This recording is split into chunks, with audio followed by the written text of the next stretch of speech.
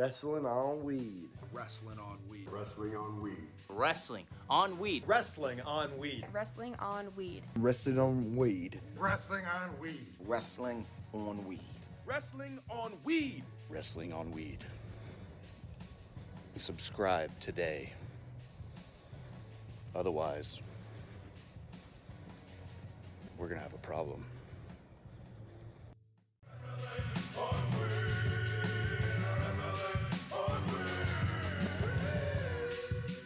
It's time for the Blunt Ratings. If this is your first time tuning in, this is how the Blunt Ratings work. We take each show and break them down into 5 categories: matches, promos and backstage segments, storytelling, commentary, and the crowd. For each category, each show can get up to 5 blunts. The average score of those 5 categories stands as the official Blunt Rating. Those are the rules. Now let's get right into tonight's edition of the Blunt Ratings. We want the smoke. Song tour. We want the smoke.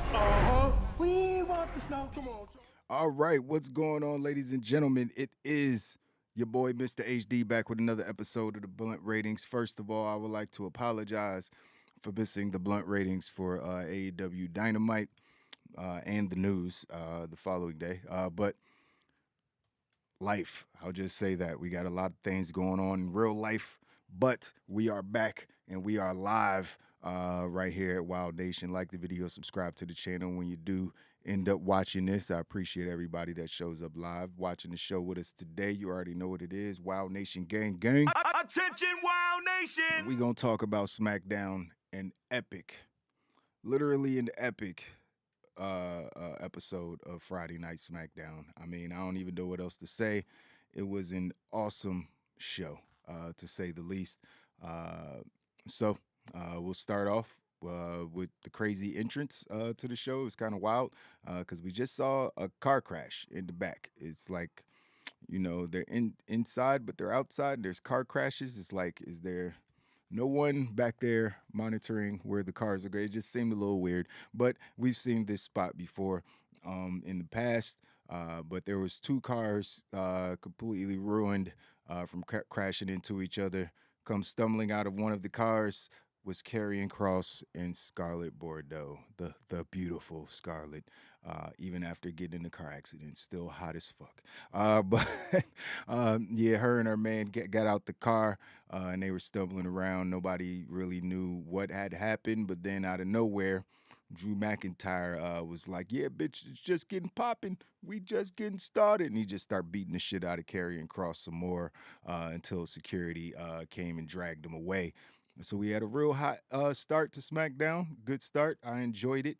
And yeah, we pretty much got the show rolling from there, cutting to Michael Cole and the new SmackDown commentator, color commentator, Wade Barrett, who's awesome at his job. Glad to see him in that position.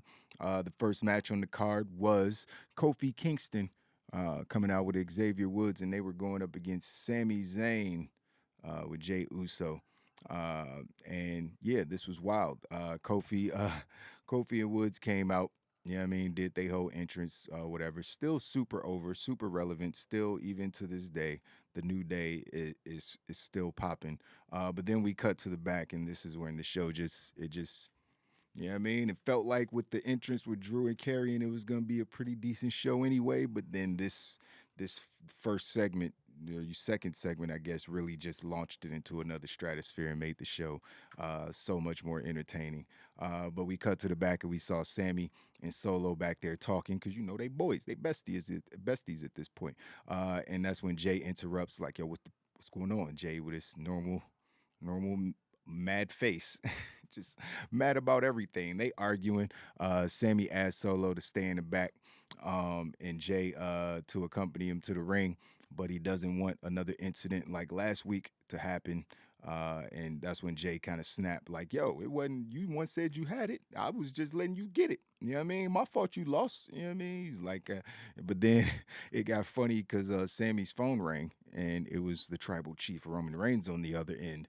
And Roman were talking and Jay's like perking up, like, what the fuck he talking about? What he talking what's being said? And Sammy's just like, he going in on Jay, like right in front of him. Like, yeah, I think he could have helped. He just chose not to, even though I'm the one who told him not to help. Like, it was it was funny as shit. He throwing Jay under the bus some more, even though we remember a couple weeks ago or last week, whenever it was, he actually stood up for Jay when Roman was about to dig in that ass. But now he's put himself in a position to be in charge of Jay, which actually worked out for Sammy. He's a genius at the end of the day. But you know, he hung up the phone, whatever, and he what'd he say? Him and Roman were having an inside joke. They were just cackling, and Jay was sitting there looking all jealous and shit. He was like, "Yo, my music about to hit. I gotta go." So it was just a funny interaction between the two. I loved it. Great way to keep the feud going or keep this storyline going, but that was definitely not it, because we did have the match between Sammy and Kofi, and it was a good match between these two. What do you expect? These guys are great in the ring. It looked like Kofi might have got the win at a couple points, doing all his spots. Michael Cole called him a high flyer during the match. I was like, is Kofi a high flyer? I guess kinda. But he don't really do no high flying moves. He does like a fish drop from the top rope. He does the trust fall. I don't really consider those high flying, like he doing 630s or 450s or anything like that. So I don't know if I would call him a high flyer per se, but he's Kofi Kingston. He's a fucking legend. You know what I mean? So it was what it was. I had a commercial break during the match. After that, Kofi hit the SOS for another near fall. But then Sammy caught him flying, hit him with an exploder. But Kofi kind of elbowed his way out of it. Then he went up to the top rope again. And Sammy rolled out the ring because he didn't want no smoke. But then Kofi said, fuck it. And then he hit a big flipping senton over the top rope. Still don't consider him a high flyer. Keith Lee does sentons over the top rope. It's not impressive. I'm sorry, it is impressive. I can't do it. But then they were both in the ring, and that's when Woods and Jay were outside the ring arguing. You know what I mean? Both of their counterparts were outside the ring arguing. And then Sammy missed the haluva kick, and, he got hit with Kofi's flying axe handle, the move I just mentioned a second ago. And then Kofi kind of hyped up the crowd, but Jay distracted him because, trying to do his job this time. Sammy rolls him up for the 2. Then the Trouble in Paradise miss. Kofi rolled through. Looked like he was about to get the 1, 2, but then just at the last second, Jay Uso came in and kind of kicked him forward, so Sammy was able to roll through and get the 1, 2, 3 himself. So it was quick, and that played into the story a little later because it was pretty fucking awesome. But during the match, I think Kofi was like, how's it feel to be watching your daddy wrestle or some shit? That shit was crazy. And then Kofi and Woods were, mad, at Zayn as he celebrated. Then they cut back to the back, and you saw Triple H talking to security. You know what I mean? I assume about the car accident and all that shit, talking to the police or whatever. And then Bray came up, and obviously Ray is a Raw superstar, so it's like, what the fuck is he doing on SmackDown? But then he explains himself. He says, I'm just here because I wanted to tell you this to your face. I can't fight my son, no matter what he does to me, so I quit. I was like, what? What? That don't make no sense, but all right. You know what I mean? It's like, but then Triple H talked him out of it, told him to come in the office, give him 5 minutes, he'll figure out something. And we found out what he figured out later. We'll get into that in a minute. But then we saw a bunch of promos with the Brock Lesnar, playbacks from Raw with Brock Lesnar and The Miz and Loomis and Rollins and Riddle and all that stuff. Then I think they announced at that point that Rollins and Riddle were going to have another match, but this time for the U.S. title. I'm like, man, what the fuck, bro? Didn't we just finish this feud? Didn't Riddle just get the win in the fight pit? And that just, he's still down 3-1. So you're going to have Seth definitely not about to lose the U.S. title in a week. So it's like, you just going to have Riddle take another L? Or you're going to have Bobby Lashley come out and do something. But Bobby's building to something with Brock now. So I feel like he got to focus on that. Unless there's some shenanigans, there's got to be shenanigans because Riddle can't take another L to Seth Rollins. It don't make no sense. I don't care that he just got to win, on Monday. It don't matter. I don't want to see him lose immediately again after beating Seth Rollins. But that's just me. Whatever, you guys, let me know what you think. Then we had a 2-on-1 handicap match with Braun Strowman. But finally, it's starting to build to something. These dumbass squash matches that we know they're never going to lose. I actually would like to see two jobbers beat one of these dudes one time. Even if it's by distraction or something like that. I want to see, like, almost should have, like, interfered and made Strowman lose. You know what I mean? Like, something like that. You know what I mean? It's like, then that would have, like, set it off even more. But instead, as Braun was destroying these guys, MVP and Amos just walked down through the crowd. Why they walked down through the crowd, I have no idea. They're WWE superstars. Why aren't they coming from the back? Maybe they were out in the corridor getting some popcorn. I have no fucking idea, but they walked down through the crowd. And yeah, he power slammed both of them. He power bombed one on top of the other, pinned them, whatever. But then MVP got on the mic as Braun Strowman was, calling him out, saying, fight me, I guess. He want the smoke.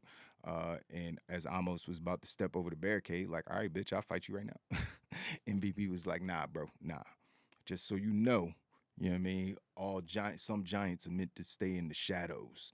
And cause standing next to Amos, you look normal.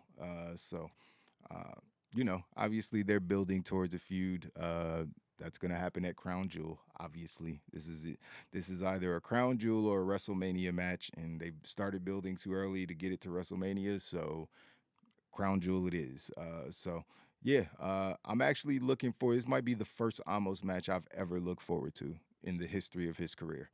Gruss, you're right on time. Gruss came in. I think he heard me say Amos, and he popped in. He was like, talking about Amos, log on, booting up.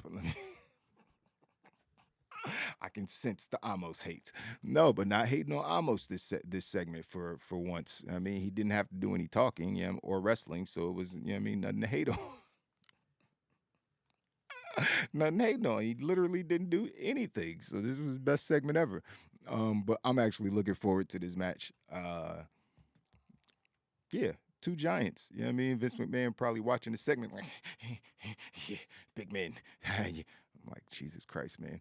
This feels like Triple H tossing Vince McMahon a bone, honestly. That's what it feels like. But anyways, after that, we saw some highlights of the Donnybrook match at Extreme Rules and all that good stuff with the Brawling Brutes getting the win, if you remember. Then we cut back to Solo and Sammy and Jay. And this shit just kept getting better. Jay asked for a thank you.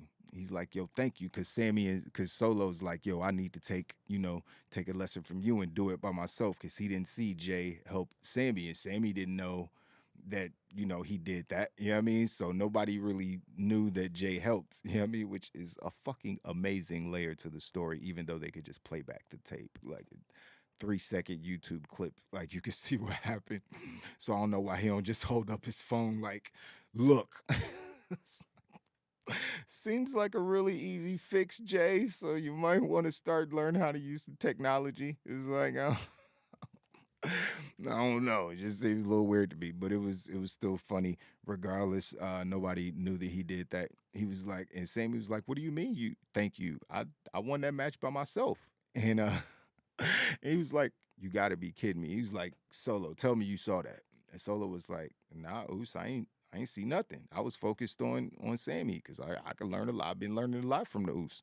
And Jay Black, when he just turned red, you can see him, he turned red. He was so furious. He was like, you got to be fucking kidding me. No one saw what I did. Neither one of y'all. Again, play the clip right here. It's on your phone. Just anybody, any YouTube, just search it. It's right there. But anyways, it was funny, and Sammy and Solo do they dap in Solo, getting hyped up for his match or whatever, and because he's in a fatal 4-way for #1 contender spot for an Intercontinental Championship, which is pretty dope. We'll talk about that in a second. Then we seen Maxine Dupree come out and introduce Marseille and Mansois. Mansois is going to be facing LA Knight, and obviously he got beat up. You know what I mean? Mansoir got a little offense in, mainly on the outside of the ring. He got, ran him into the ring steps after Marseille tried to cause distractions and all that shit, but it wasn't enough. You know what I mean? LA Knight did get the dub over Mansoir. I be confusing them too. But yeah, with the BFT. I don't even know what that stands for, but it's a cool move. So 1, 2, 3, that's it. Then he got on the mic and immediately went heel on everybody. It was like everybody was rooting for him to be LA Knight. Like, please go back to LA Knight. We don't want you with the, you're too good. And he's like, all right, bet. Fuck all of you. I hate you all. It's like, wait a minute. That's not what we meant. But he definitely, whose game is it? It's LA Knight's game. Yeah. I love that shit. I do love that shit. I can't lie. Yeah. That shit is funny. But yeah, so after that, we had a segment that I didn't care about, or a match I didn't care about. I don't care about any of this because we had 6-woman tag team match between Damage Control and Roxanne Perez, who's an NXT superstar. Obviously, she gets to pick her opponents. I forgot who she's fighting in NXT, but she gets to pick her opponent. The girl she's beefing with, she gets to pick somebody for her to fight, and it could be from anywhere. So she picked Raquel Gonzalez, and Bailey rolled in like, why didn't you pick me? Bitch, you just want to fight? Like, there's plenty of people to fight. Like, what? That's a random reason to approach somebody during the interview. She's like, you didn't pick me. You should have picked me. And she's like, well, Bailey, you haven't really been on that much of a winning streak. Which was a good burn, I ain't gonna lie. You know what I mean? But Bailey was like, you know what? Fuck you, bitch. I'm about to fuck you up right now. You know what I mean? Matter of fact, I'm fucking up all of y'all. You know what I mean? So that was, the setup for the match. But the match was whatever, man. Obviously, they're getting Raquel Gonzalez over as a monster. She looked really good during the match. Shotzi did some a crossbody off the top rope to the outside at one point. Everybody kind of got their stuff in. EO, did the over the moonsault. You know what I mean? They all got their stuff in. But as I thought, the Hills won because Damage Control needs wins. Bailey just lost the championship match. Damage Control really needs wins. And the other team was just some makeshift shit. Like, who cares? Like, I don't care. Shotzi and Raquel and Roxanne. I saw Shotzi's music video, by the way. It was pretty decent. I mean, it's not my type of music, but she looks like a musician. She looks like she's a capable musician. Looks like she knows what she's doing. So I'm rooting for her to do well with her music career. But yeah, wrestling, you know what I mean? She didn't botch anything this match, so I ain't mad at her. She did a pretty decent job. But yeah, not much to talk about there. Then after that, we saw Hit Row come out. And yeah, they got beat up by Legado del Fantasma. So I told y'all Hit Row wasn't popping like that. And it's looking like they're going to remain not popping like that until they get a replacement for Swerve. Let's just be real. Swerve was the leader. He was the main face of that group. He was the main reason they were hot. The other three guys were they were the other guys. You know what I mean? Although talented, they weren't the ones that were going to carry the group on the microphone. I don't think B-Fab is that. She rhymes B-Fab with B-Fab. That automatically disqualifies her from being the mouthpiece leader of the squad. You know what I mean? The Adonis, I mean, maybe. I haven't heard him talk enough. You know what I mean? And Top Dollar, who's usually doing the most talking, or the loudest at the very least, he's average at cutting promos, and his raps or whatever. I didn't see the Legado del Fantasma diss song they apparently, did. I got to check that out.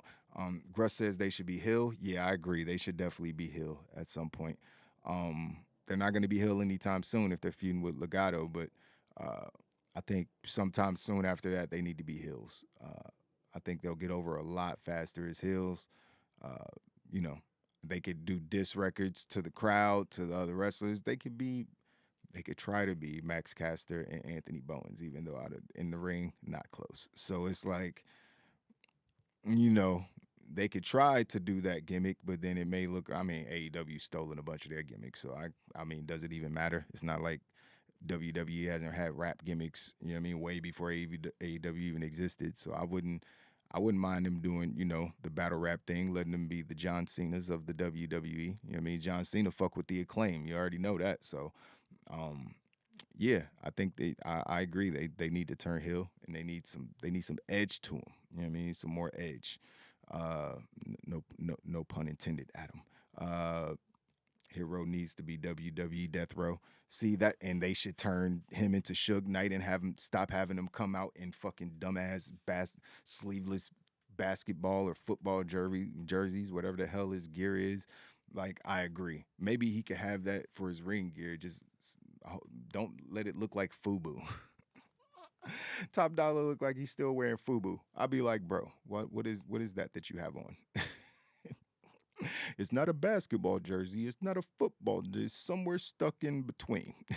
So I don't know, man. I don't fucking know. But they need something. They got beat. Yeah, I mean, there was, fucking B-Fab was trying to cause distraction. Well, Zelina was trying to cause distraction. B-Fab was too, but then Zelina took her out.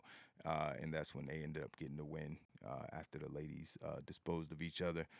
So was what it was, man. Legato is obviously going to be getting a major push, which they should, because they're a major act. You know what I mean?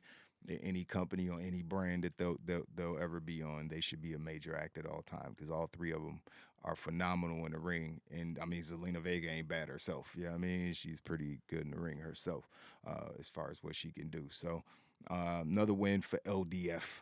You know what I mean? After that, we saw Sonya Deville backstage. This was a pretty good segment. I ain't gonna lie. Sonya Deville was backstage, and she was just shitting on Liv Morgan during the interview. And Liv said, "Oh yeah, bitch, bet that." And she just came out of nowhere and literally beat the dog shit out of Sonya Deville. She beat the shit out of Sonya Deville. Like, cleared off a trunk and just bashed her head into it a bunch of times. Later on top of that joint, then climbed up on the scaffolding on some Shane McMahon, Jeff Hardy shit, and did a fucking swanton off the fucking top of the scaffold. Shit wasn't sure. It wasn't a short drop either. And she, onto a fucking table out there. I was like, damn. And she landed on Sonya pretty flush too. You know what I mean? She ain't landed. Looked like she landed on her with her ass. Like, that would hurt. Somebody sit on you from that high up. But yeah, and then she did the whole, in pain, but I'm still smiling thing, like she's going fucking crazy, which I like. I like what they're doing with Liv Morgan now. This is like, this could possibly be the best version of Liv Morgan that we've seen. Her babyface run, or her, title run, was a little bland because she was, I don't know, at first she couldn't get a fucking clean win over Ronda, which just made things weird. And she's a little corny, you know what I mean? It's a little too bubbly at times, you know what I mean? So I like that they're giving her this edge.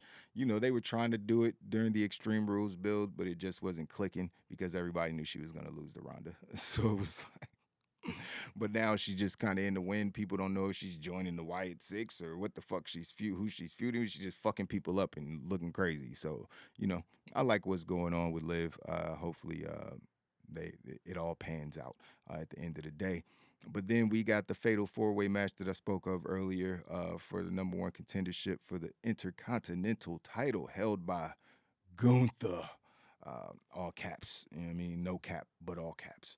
But yeah, so we got Ricochet going up against Solo Sikoa, going up against Karrion Kross, going up against Sheamus. But, remember, Karrion Kross got in a car accident, then got his ass whooped earlier. So they announced that due to injury sustained earlier in the night, Karrion Kross will not be able to compete in this match.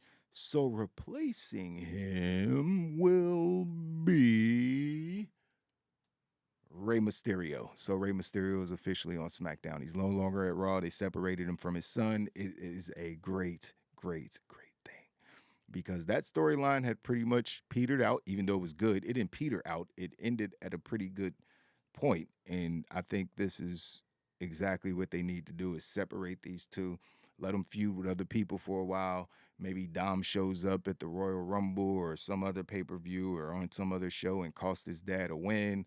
or something like that at some point, and then they could, because it's gonna happen at WrestleMania. That's why all this is going down. Ray versus Dom at WrestleMania. Ray might retire after, even though he looks like he could wrestle another 5 years, even though he's been around for 70.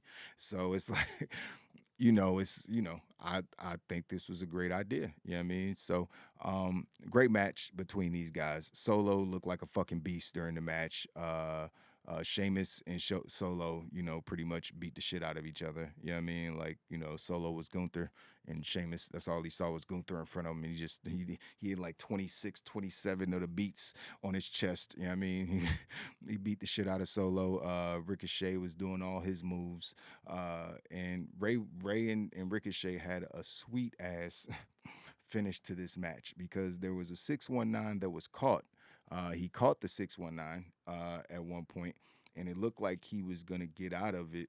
But then Ray did some weird-ass move where he ended up, like, spiking him. And I felt like Ricochet was like, oh, yeah, Pac, bet. I got you. That's how we selling power drivers now and DDTs. Bet. I'm going to die, too. So he was like, he landed right on the top of his fucking head. It looked so fucking disgusting. And then he, like recoiled, no pun intended again, you know what I mean? That's one of his moves, but he recoiled and like bounced up and landed perfectly on the ropes. So Ray could actually run and do the 619, hit the frog splash, and get the win. I was like, damn, that was pretty fucking sweet.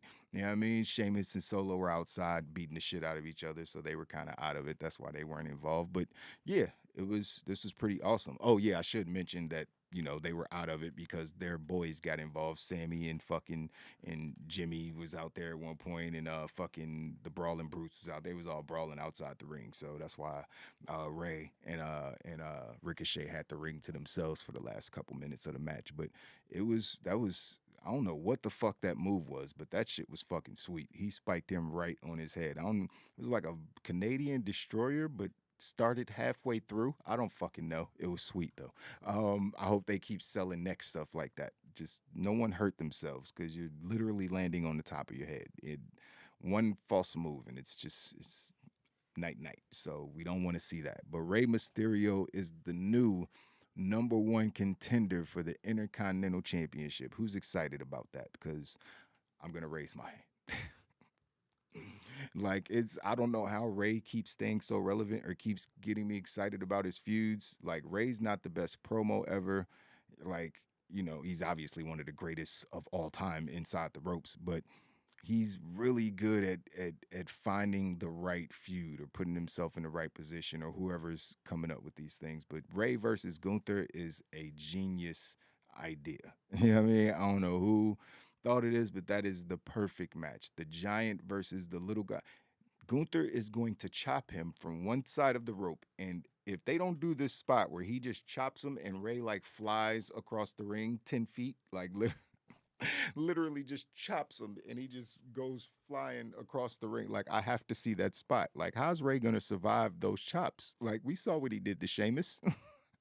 How's Ray gonna, if he better run as fast as he can, he just better run in circles the whole match. Like, you can't catch me. You can't just try to rope-a-dope him or something. Like, well, don't do that, because you let him catch you and hit you, it might be over. So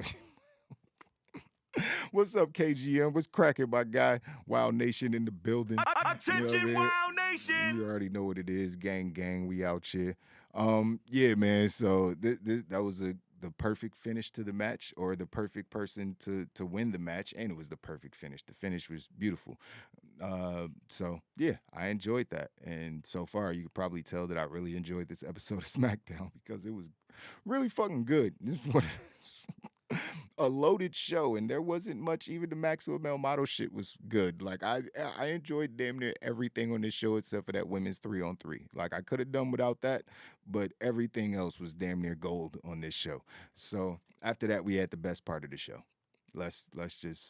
We had one of the best moments of 2022. That's coming off of the greatest returning in wrestling history. I've thought about this. Like, it's really, really tough between Bray and Chris Jericho.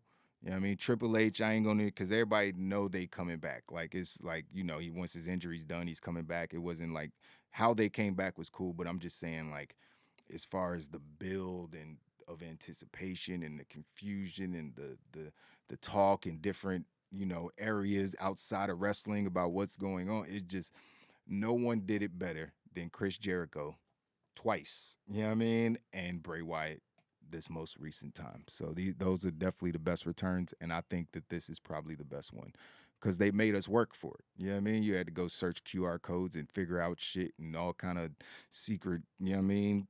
It's just all kind of weird shit. You know what I mean? Even though you knew who it was, even though some people knew it was Chris Jericho with the Save Us and all, in the countdown. People knew what it was, but they gave us doubt. There was a lot of doubt that was laid into it. But anyways, this last fucking promo by Bray Wyatt, man, fucking beautiful. First of all, he came, the door, the entrance is fire with the door with the light behind it just shining through like he coming out of heaven or some shit.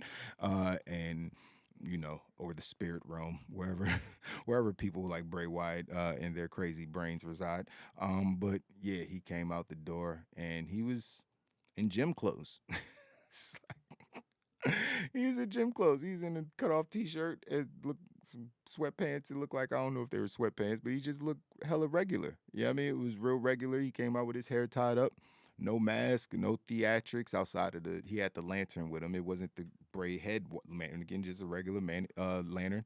And he walked to the ring, very slow, you know what I mean? Had a look on his face, and there was 8 minutes on the clock at this point. So I was like, shit, what's gonna happen? He gotta get, like, Bray talks really slow. Like, you already know. He's on his Roman Reigns shit when he starts talking. Just, it's a pause between every single line, like, a couple lines take 3-4 minutes.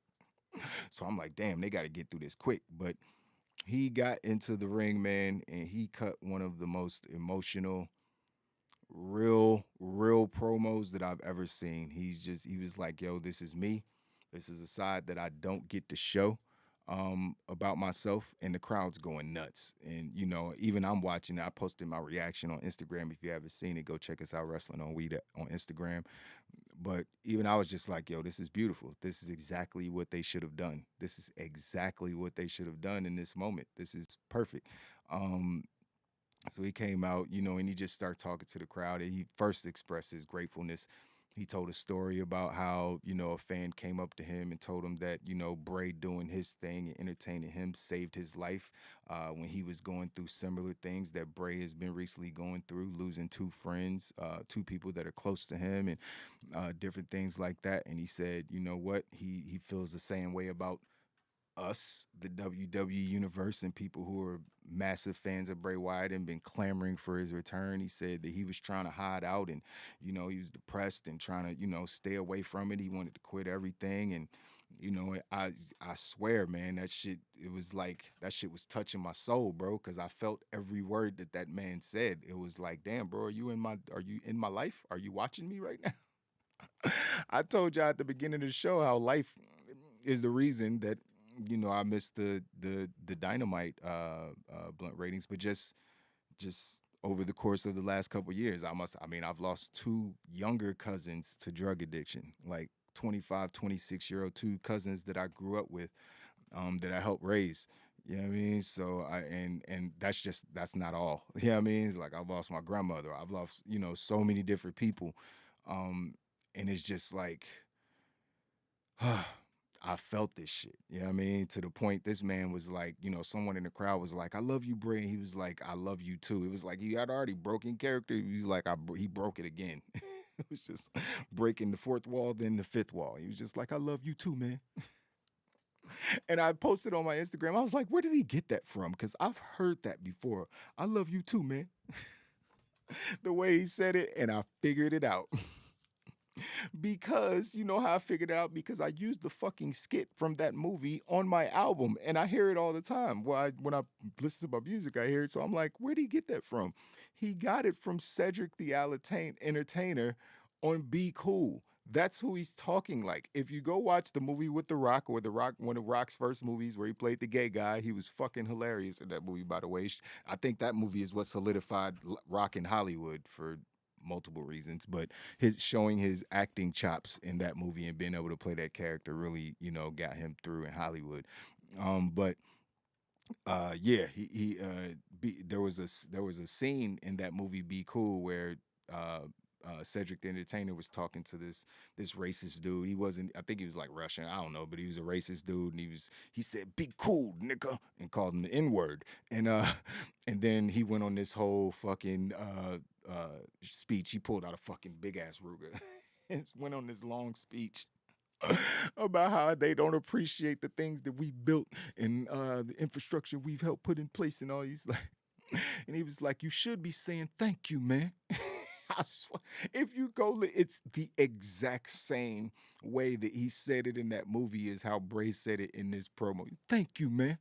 I was like, what the fuck? I'm in the Twilight Zone. I know I've heard that somewhere, and that's why I've heard it. But yeah, go watch Be Cool if you haven't seen it. Hilarious movie. So many good actors in that movie. The Rock got blessed being in that movie alongside all those good actors. But anyways, the crowd was going ham. You know what I mean? They were just going nuts, and Bray's just, basically saying he lost his way. You know what I mean? He got to the point where everything that he did was meaningless, and like I said, he felt like he was just done, but we brought him back. And that's it, man. It was such an emotional promo, man. And it felt like it was culminating or was building to, it was getting towards the end. And we were probably just, but even I said on the video, I was like, I feel like the Fiend is about to come attack him because this is too like nice. This is it's like too happy of an ending. Yeah, I mean, for what Bray's been doing, something's gonna happen. And I was right. Now he didn't get attacked by the Fiend, but whatever that character is with the gray mask, it was him last week. He took off the mask, but now apparently it's somebody else. Maybe it's him. Maybe he has a split person, or he separated his body from his soul. Did Doctor Strange push him out of his own body and now they're separated for good? I don't know what's happening, but it was cool because the guy with the mask came on the screen and just started saying a bunch of crazy shit. He's like, what he say? "Come with me, your life is done. Forget the future and the past. Life is over. Breathe your last. You have no idea what you're dealing with, but you will." I was like, holy shit, I'm scared. What's happening? I'm scared. And then it just went to black. I was like, oh no, the show's over. Come back. Tell me what's happening. What's happening? I don't need these cliffhangers. It's too much. I want to see the next show so bad. What's happening? What's next? Bray Wyatt's a fucking genius. Whoever that guy is that they hired that worked for Marvel, you could tell there's some Marvel shit. Like everything they do is just like, hey, check out the next show. We're going to end it, but we're going to start the next thing, so you have to watch. Yeah, I mean, genius writing, genius TV. Really, really well done. Bray Wyatt is more over than he has ever been in the history of his career, and Vince McMahon didn't know what to fucking do with him. He deserves double his salary. Whatever he was getting paid, which was apparently too much for them, like pay him double. There's no more creative person in the company. That's just period. There's nothing like William Rotunda in pro wrestling. You know what I mean? I won't say pro wrestling. There's some pretty creative people out there doing some creative things, but that man's mind is on another level. You know what I mean? Because you don't even be expecting the shit that he's going to do. Like, nobody expected him to come out like this. Nobody even expected to see another character with a gray mask that might be, scaring him. You know what I mean? Maybe he fused with the Fiend or something, but he's introducing we got 2 new characters already. We never seen this version, the regular, normal version of Bray, you know what I mean, William Rotunda Bray, and we never seen this guy in the gray mask. Like, we already had like 17 characters from Bray, and now we getting 2 more. The man evolves like Chris Jericho. Like, he's, obviously they're different types of wrestlers, but, I keep putting them in the same category based on, their creative minds, because they're both geniuses. Nobody can deny what Chris Jericho is at this point. Nobody. You know what I mean? If you try to hate on Chris Jericho in 2022, you just stop watching wrestling because you don't know what you're talking about. You know what I mean? And he says some shit, that I don't even agree with, but I don't judge people off that. I'm watching wrestling. That's all I give a fuck. Are you a good wrestler? You ain't murder nobody? Then I don't care. You know what I mean? It's like, you ain't murder or grape or do something like that, some horrible, heinous crime, all your politics, and I don't give a fuck. Yeah, I mean, none of that shit matters to me. Are you good at entertaining me when I'm watching pro wrestling? That's all I care about. You know what I mean? So Chris Jericho's a fucking legend. You know what I mean? He's a fucking legend, and so is Bray Wyatt. You know what I mean? And that's why I compare the 2 of them, even though they're very different. Bray's way more out there, but Chris Jericho, you know, similar with being able to evolve and change his character and do all these things so seamlessly, and you know, people not look at it like it's him trying too hard or doing something stupid. It's just it works, man. It fucking works. They're extremely talented guys. What y'all talking about in the chat? Father Harper is coming. Is that a thing? I heard something about a trademark being filed. Is that what they filed the trademark for? Father Harper? Somebody confirm that for me. Gruss, is that what they confirmed the trademark for? Because I heard something about that. I mean, if you want to pay homage to Luke like that, I mean, yeah, I mean, it works. You know what I mean? It works, I guess. Yeah, I'm not mad at it. You know what I mean? I just, you know, he got his name. I don't, you know, I don't know. I don't know how I feel about it. I have to sit with that one a little. So yeah, Father Harper. Okay, cool. That's the trade. All right. So it has to have something to do with Bray. You know what I mean? Why else would they would you know, use that? I lost 10 family members in under 10. Damn, sorry to hear that, man. That fucking sucks, bro. I feel you, man. It's been rough, man. Coming out of the pandemic, I mean, everybody in the country was losing people for a couple years, you know. Yeah, my grandmother died during the pandemic, lost 2 cousins recently, one just a couple weeks ago. So it's, you know, it's rough out here, man. That's why that speech that Bray gave was so touching and so emotional. Like everybody watching this show, you know what I mean? If you're an adult, which I assume all of y'all are, you know what I mean? Everybody has had those moments in life where they just like, God damn, this shit is hard, man. Life is kicking my ass. You know what I mean? Nothing's going right. You know what I mean? Shit is fucked up. Family's fucked up. Relationships fucked up. Everything's fucked up. And damn, I just want to give up. You know what I mean? And then, you know what I mean? That's why it's important to have a circle around you, or have people that care about you around you, because, you know, Bray had us, you know what I mean, in his ear telling him how great he was all the time, because he is, you know what I mean? So that affirmation, that could pull people out of some dark places, man. When you realize that so many people want to see you, want to cheer for you, want to root for you, that shit makes a massive difference.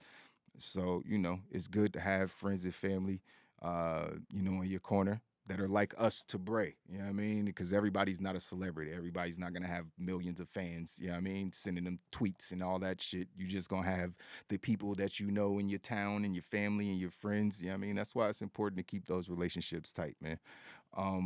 I'm glad this dude is back too, man. He's a genuine dude, you know what I mean? Super nice in real life from every story that I've ever heard about him.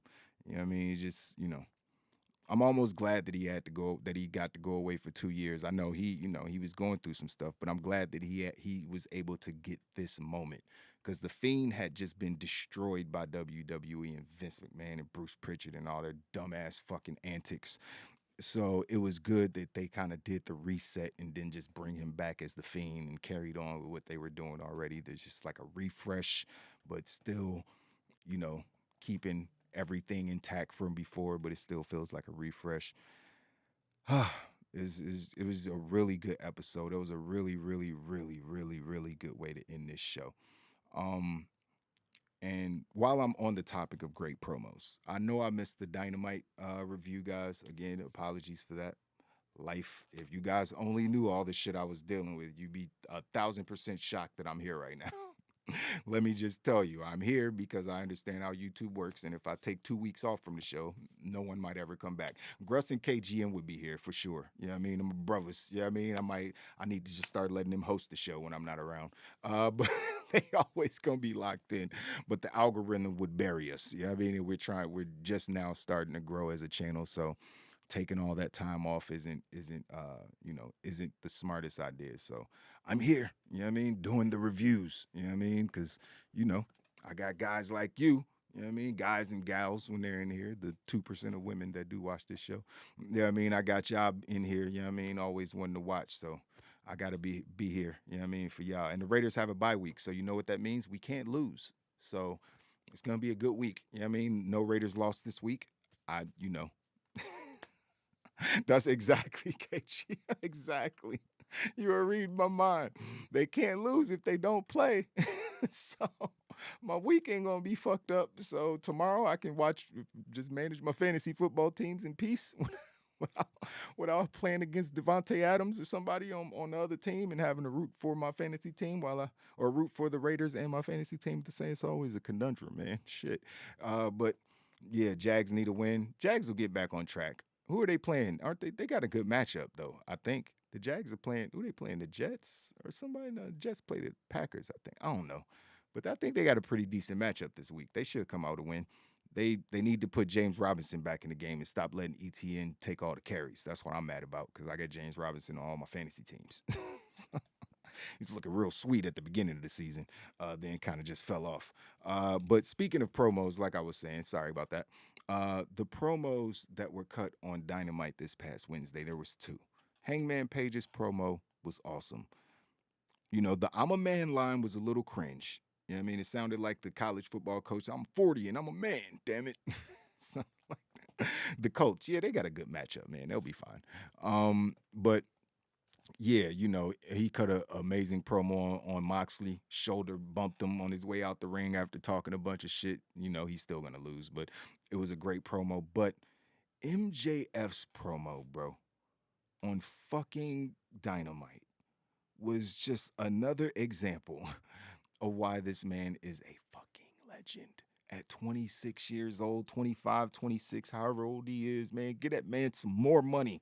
Every time he cuts a promo like this, it should be $1,000 bonus or $100,000 bonus. Pay that man his money. You know what I mean? He's just like, he came out and he was like, yo, a lot of people don't like me, you know what I mean, the way I am. Guess what? I hate myself too. But this is who you got to be the champion. I was just like, yo, I felt that. I was like, I felt that so much in my soul, man. I felt that in my soul, bro. Like, you being a nice guy don't get you in the positions you want to get all the time. You know what I mean? It'll get you a lot of fake love. You know what I mean? People smiling in your face, but then they think you nice, so they try to take advantage of you. You know what I mean? So, you know, sometimes you got to be the bad guy. You got to be the asshole to get shit done. You know what I mean? Especially if you want to be at the top. You know what I mean? You don't see a bunch of, you know, super nice billionaires. You know what I mean? The motherfuckers usually stepped on a bunch of people to get there. You know what I mean? I have no interest in being a billionaire myself because, you know, I like my soul. You know what I mean? So I'm, you know, a millionaire, cool. I'm on my way. That's the goal. You know what I mean? But a billionaire, nope. Not even, I'm good. You know what I mean? What I'm going to do with it? Be like Kevin Nash when he was like, yo, you want to do a Crown Juice show? What I'm going to do with put it in the bank and not spend it like the rest of my fucking money? What I'm going to do with it? At that point, you're just giving it away to people. So it's like, you know, it is what it is. I just want to, you know, and I only want to become a millionaire at this point so my son's future is secured. You know what I mean? Money does not make you happy. That's a life lesson for everybody. You know what I mean? From someone who's made a lot of money, you know, it's like, it's not, you know, everything. You know what I mean? Relationships are far more important. You know what I mean? Having people, you know, in your corner that's going to pull you up. You know what I mean? When you hit a slump or some shit, that's way more important than having a fucking gazillion dollars. Trust me. I'm a man sounded like I'm a boy Damon. It did, except for that scene was a little different. But yeah, I'm a boy. Oh, man. MJF is still mid in the ring, though. Man. All right. I mean, I can't super argue with that, but he tells good stories. So I can't really call him mid. He just says he's not going to do that New Japan bullshit and fall on his neck all the time. Do you blame him? Like, I can't. And it's good because everybody can't wrestle like that. That's probably like AEW's biggest glaring issue is that everybody, like 75% of the wrestlers wrestle the same. Like from Jungle Boy to Darby to the Young Bucks to Kenny Omega to whoever the fuck, all these motherfuckers wrestle the same. They all do the topes and the over the tops and the, you know, the neck stuff and the snap suplexes and power. They all do the fucking same shit. You know what I mean? They're all really good at it. Don't get me wrong, but it's like, you know, Jungle Boy will add some cool shit like walking the ropes or some shit, doing the bound, but they all be doing the same shit for the most. Bunch of flippy dudes and all that shit. I like it, but I also like seeing something different. You know what I mean? That's why I'm actually looking forward to Strowman and Amos, the first Amos match I've ever looked forward to in the history of his life or mine. So, so I actually want to see these two giants go at it. That's how pro wrestling started. That's when I began watching. I'm old as fuck. So at 42, like I come from the era where giants wrestled. I watched Hulk Hogan and fucking Ultimate Warrior and Hulk Hogan and Andre the Giant, and Ric Flair wasn't a small guy. You know what I mean? It's like I watched all these people wrestle. You know what I mean? Bam Bam Bigelow's and all these motherfuckers. So I'm used to seeing big dudes go at it. You know what I mean? Pause. But so give me one of these every now and then. I just don't need a lot of them. You know what I mean? I don't need a lot of them. I'd rather see more of the entertaining, fast-paced stuff than I do the super slow stuff. But the super slow stuff is also good. You know what I mean? Long as the story is story-driven. You know what I mean? And the story is good. So, you know, I'm with it. Whatever. Money makes things comfortable, though. Yeah, of course. That's why I said you don't want to be broke. Being broke is not fun. You don't want to be broke. That's not that's not ideal. You know what I mean? It's like you definitely want to be able to pay the bills. You know what I mean? But beyond paying the bills, like everything else is extra. You want to be able to go on vacations and stuff when you want to. You know what I mean? Stuff like that. So yeah, go make money. Money is important. Don't ever let nobody tell you that money isn't important, but it's not more important than, you know what I mean, family and friends and relationships and things like that, things that actually matter.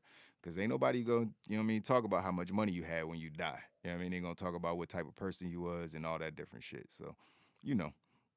Nah, hey, man, pause. Listen, nope, that's not true. You know what? I don't hate Amos. I also don't like him. I'm indifferent. It might be worse. I just don't care. I don't care. Like he's security guard for Raw Underground. That's all. That's the Amos I know. I don't. What has he done? What has he done? I don't know. I'm so sick of seeing these two squash jobbers, like Braun Strowman included. Like I don't like how you go from fighting Alpha Academy to squashing jobbers again. But now, I guess they're like seeing who can squash jobbers the fastest. I guess maybe they should have done but next week, if they do this, I would not be surprised. If they both had 2-on-1 squash matches and they did a beat the clock challenge. Who's with me? I guarantee they gonna do that shit. I know they gonna do it. Why you not gonna do it? You might as well at this point. Like the match ain't into Crown Jewel, so you gotta have them do a beat the clock challenge. So yeah, I mean, I wouldn't be surprised if that was next week, honestly.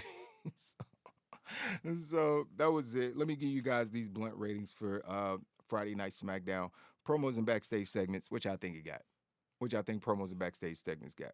It's got a fucking 5. What do you think I'm going to give it? It's a 5. It's a fucking 5. That Bray Wyatt promo almost had me in tears. It's a 5.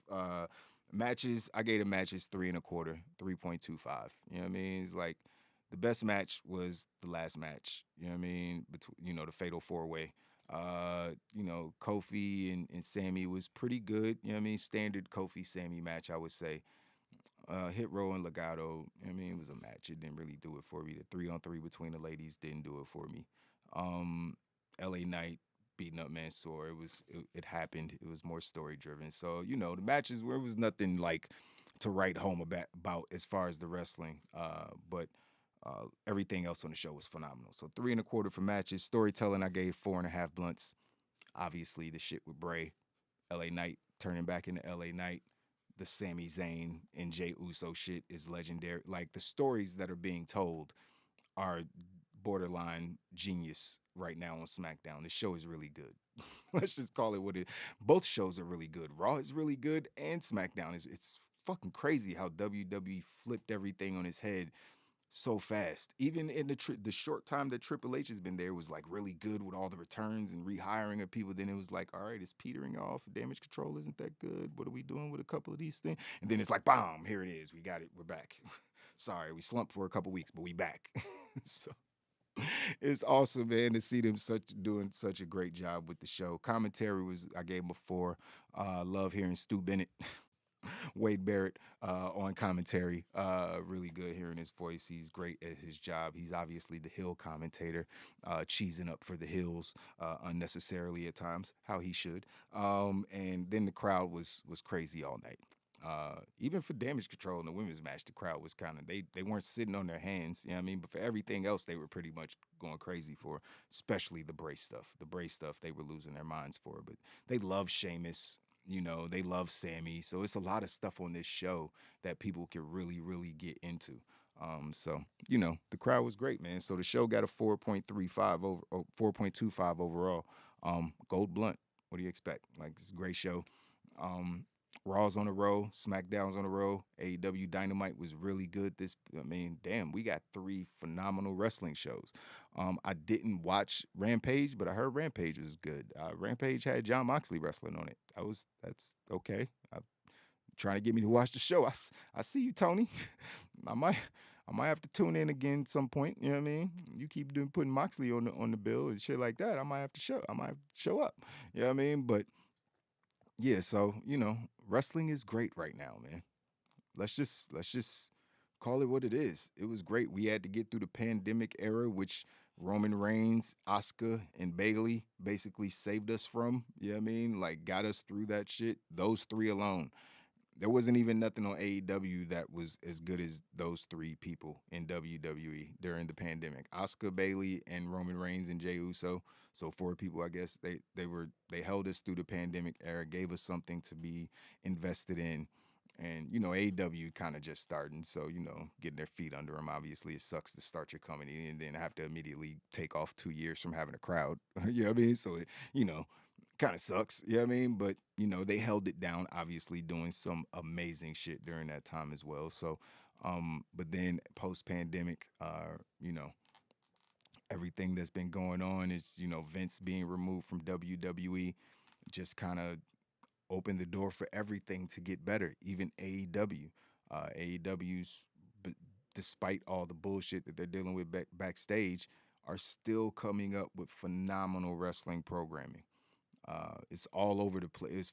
The wrestling is really good. Some of the storylines are all over the place. I haven't seen Ricky Starks and or Powerhouse Hobbs, and I don't even remember. Maybe they were on TV for 30 seconds and I missed it. But yeah, there's so many things that it's just too many people over there.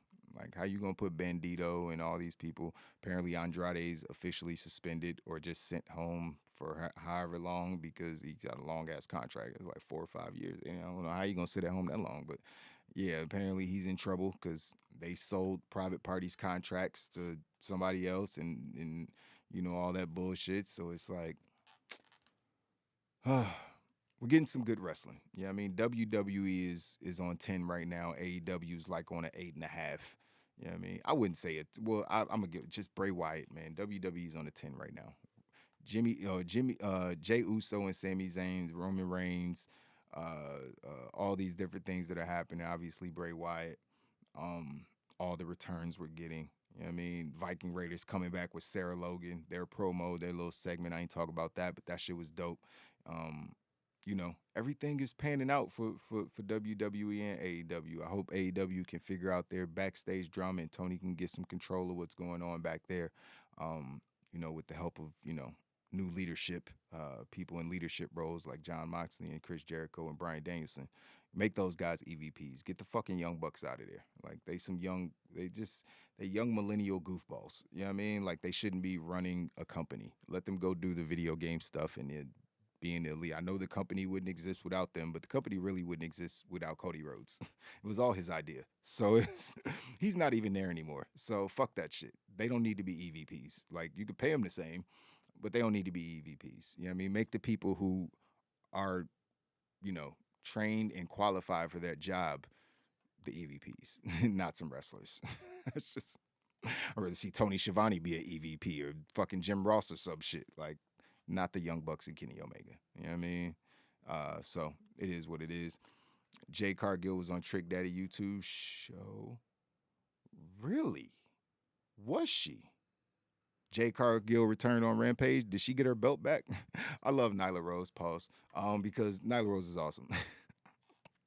She's so fucking awesome, yo. Like, she's one of my favorite wrestlers at AEW. I ain't gonna lie. I wouldn't mind seeing her beat Jade.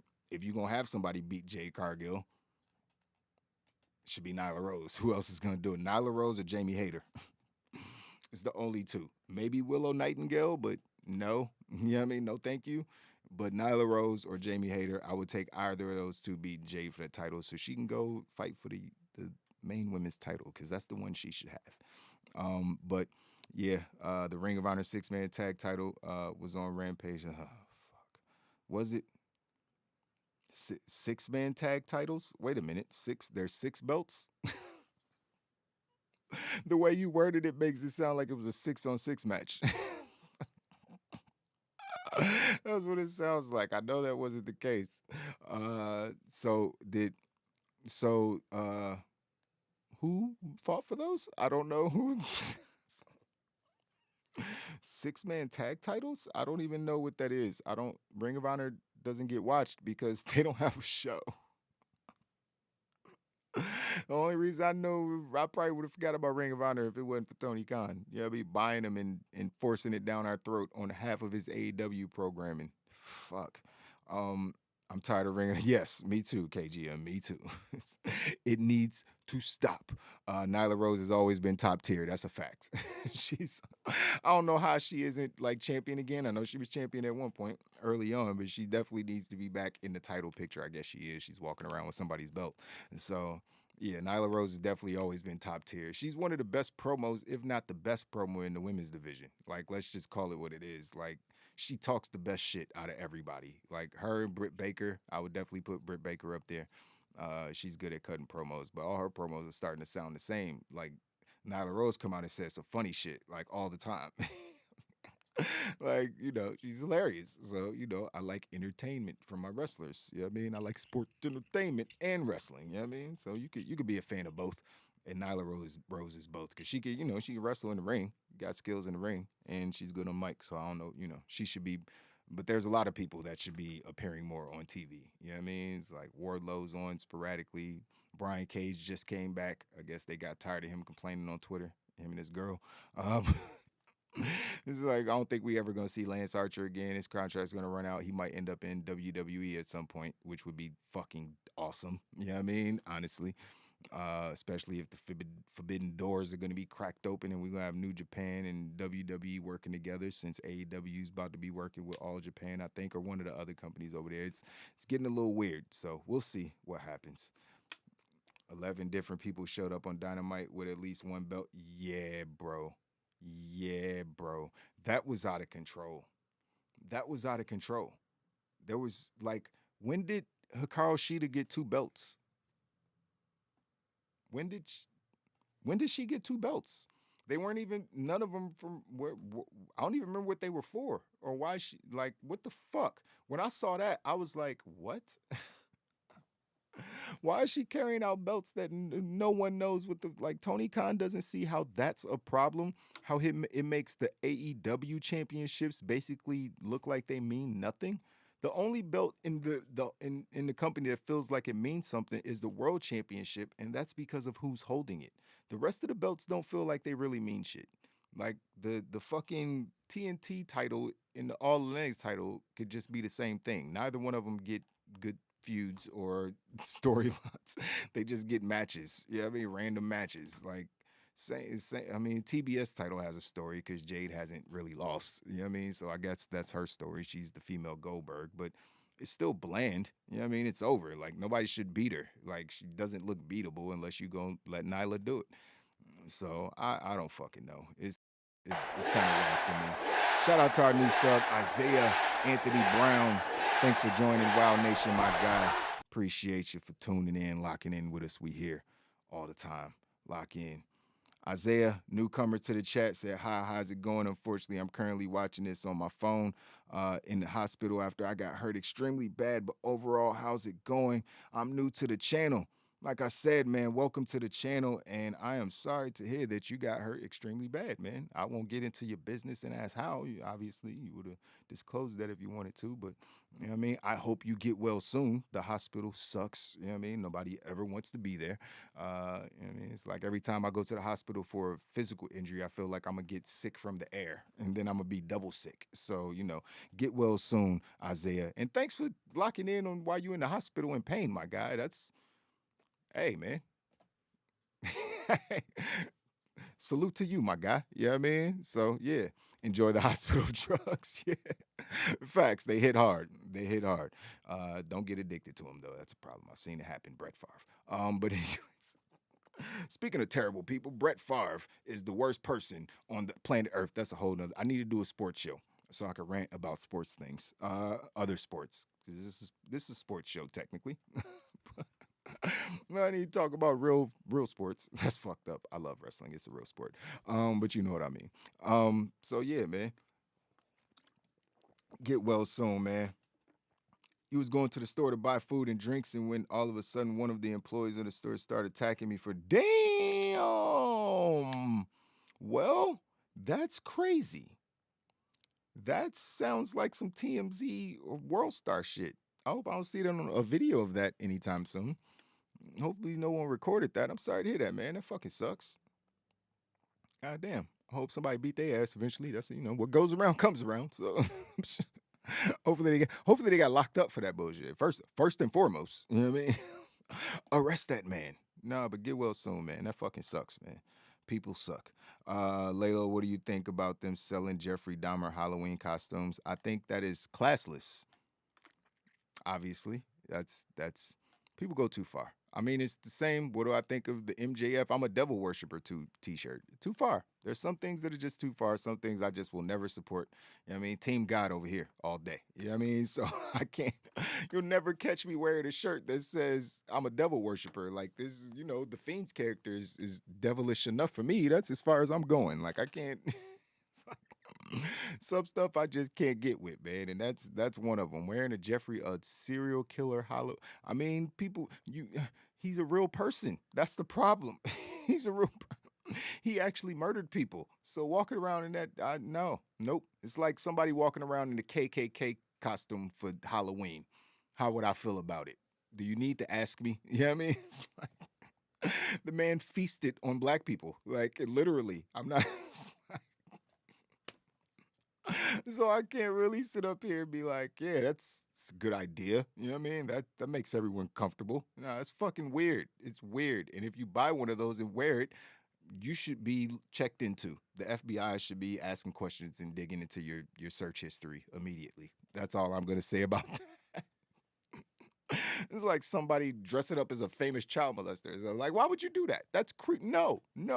Absolutely not. Like, I'm Chester Molester for Halloween. What? Arrest him. Now, officer, arrest him. No, I didn't see a crime, but I'm sure he did something. Get him.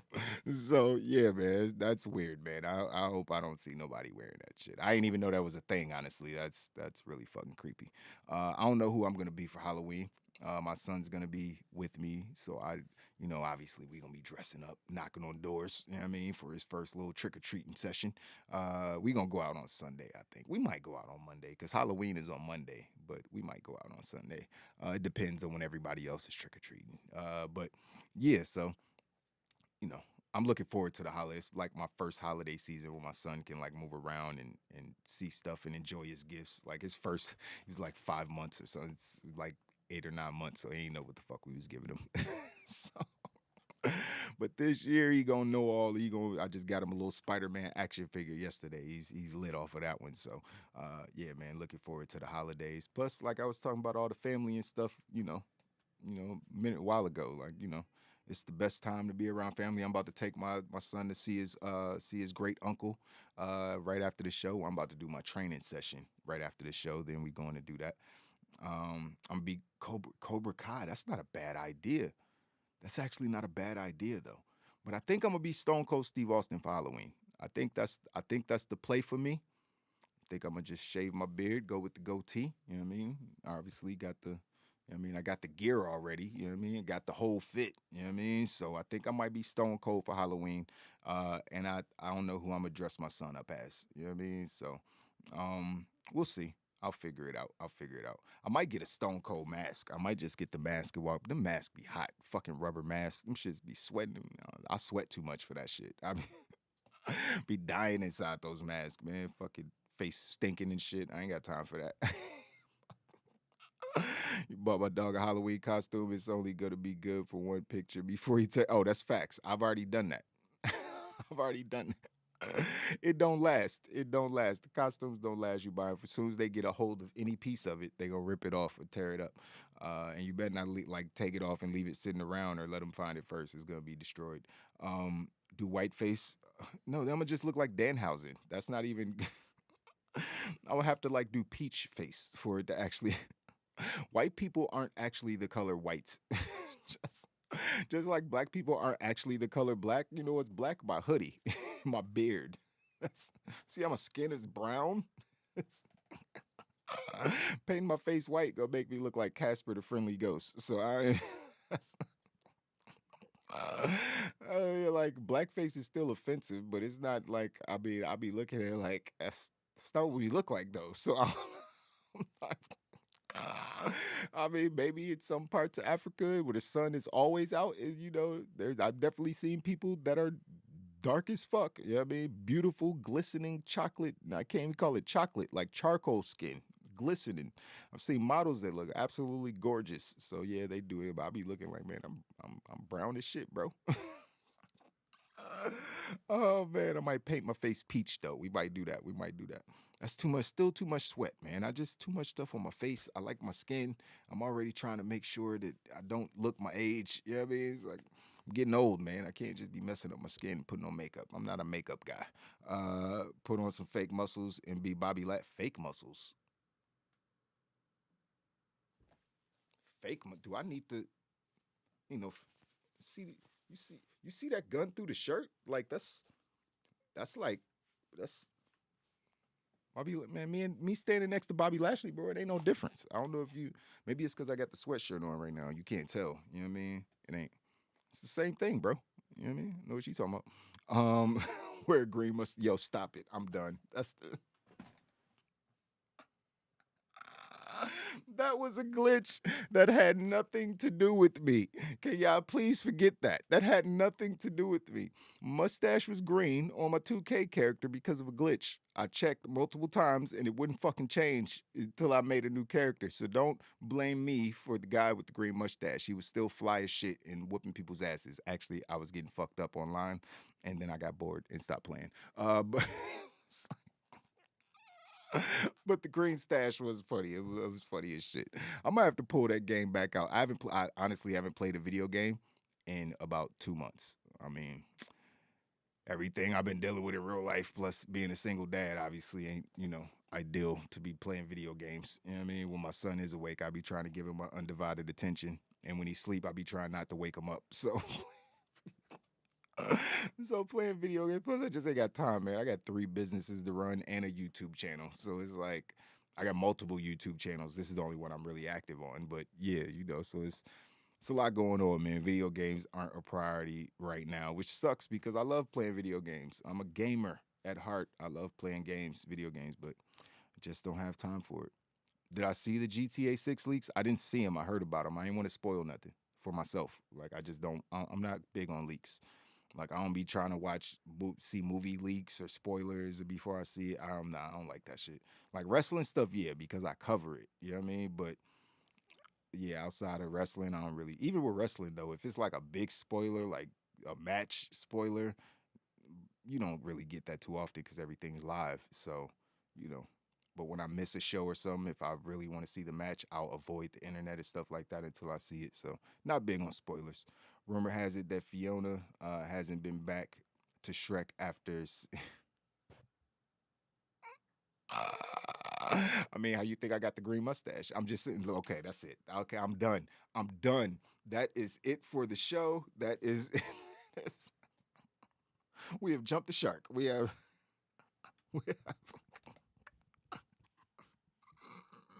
We have taken things too far. The show has been completely derailed. I think it's time to go. We had a great show, guys, and my kid is waking up. I'm going to get up out of here, man. We've been on for, hour and 15 minutes. That's what's up, man. I appreciate all y'all locking in with us again. Sorry about missing Dynamite, but we will be locked in all next week for every show, and the news will be back. So lock in for that. You'll see Physics on Tuesday. I assume homie Physics will be here, and Trav on Dynamite next week. So looking forward to seeing the fellas.